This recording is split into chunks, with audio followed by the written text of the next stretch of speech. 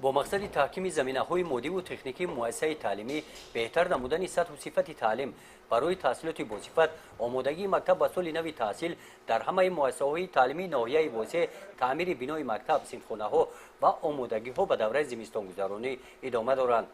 در مؤسسه تحصیلات میانه عمومی رقم 5 در این سمت والدان مکتب را همه جانبه دستگیری نمودند. با دستگیری آنها قسم زیادی صنفخانه‌ها و میز و کرسی‌ها تعمیر کرده شدند. تو امروز مبلغی که با واسطه پدر مادر جمع کرده شدگی بود 5500 سوم علاقه ما نیست اون رو صرف کردگی با خانواده اون رو تو 600 صرف میکنیم اون کارو اجرا میکنیم. دیگر اینکه یکی از کورون ختم کننده همین مکتب روز اولیاء برای گرد اطراف مکتب رو محکم کردن و تعمیر مکتب 10000 سوم پول از حساب شخصی خودش داده است که ما رو استفاده برده مکتب رو تا تحصیل 2018 و 19 به اتمام میرسانیم. ما با واسطه بعضی صاحبکاران کامرای مشاهده‌ای که در مکتب نداشتیم همین با کامرای مشاهده‌ای رو وصل کردیم و با مبلغ 3000 سوم پول ما باوری کامل داریم که با واسطه اساسیه پدر مادران و والدینان ما تعمیر مکتب برنامه و تیاری خوب با سال تحصیل 2018 و 2019 تیاری خوب می‌کنیم.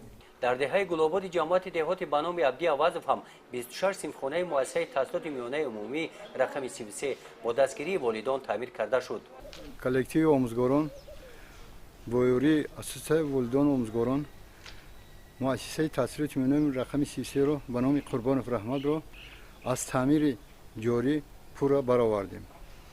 در امسال در ماه مارت با مؤسسه 2 نقطه آب نوشاکی آوردیم با یاری اساس والدان آموزگاران و با یاری حکومت محلی یاری عملی خود را رساندند.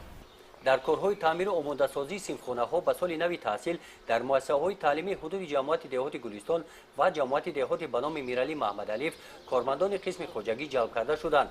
در مؤسسه تعلیمی رقم 17 که از بنای یک آشیانه عبارت میباشد، کارهای تعمیری در عرفه انجامیابی قرار دارد. در مؤسسه تعلیمی رقم 49 تعمیر انجام یافته است. مؤسسه تحصیلات میانه عمومی رقم 3 به نام لایق شیرعلی از 3 آشیانه عبارت بوده.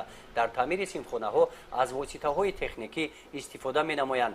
تعمیر در آشیانه دوم و سوم به انجام رسیده، صنفخانه‌های آشیانه یکم را سابق ختم کنندگان همین مکتب به عهده گرفتند.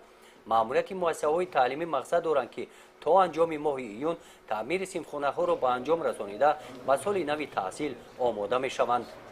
گزارش خواجه نظریف خدای نظر ظهورов از ناحیه واسع برای برنامه اطلاعات نوید.